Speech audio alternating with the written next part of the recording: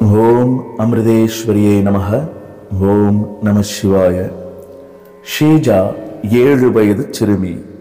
இவளை அம்மா செல்லமாக தக்காளி என்று அழைப்பார். இவளது களங்கமற்ற இதயத்தில், இறைவா, அம்மா கிருஷ்ணபாவ தரிசனத்தின் போது அணியும் கிரீடத்தை நான் அணியும் பேறு பெற்றால் எவ்வளவு சந்தோஷமாக இருக்கும் என்கிற ஆவல் எழுந்தது.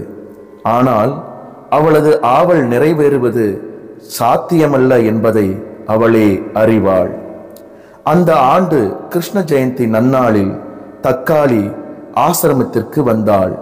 அவள் படகில் வந்து ஆசிரமத்தின் கரையில் இறங்கிய போது அங்கே அம்மா நின்று கொண்டிருந்தார்.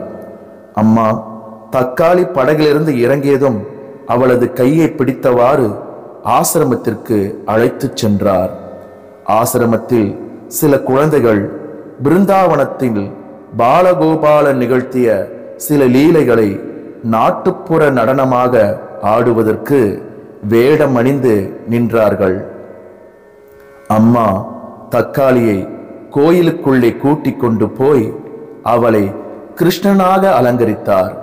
இறுதியில் தாம் கிருஷ்ணபாவ தரிசனத்தின் போது அணியும் கிரீடத்தை தக்காளியின் தலையில் சூட்டினார்.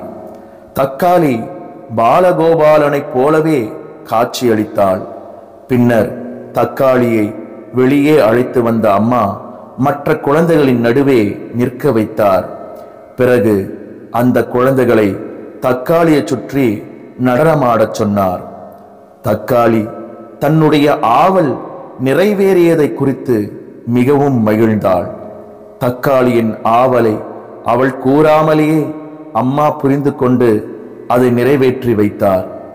தூய இதயம் படைத்தவரின் ஆசைகளை இறைவன் அறிந்து அவற்றை நிறைவேற்றுகிறார்.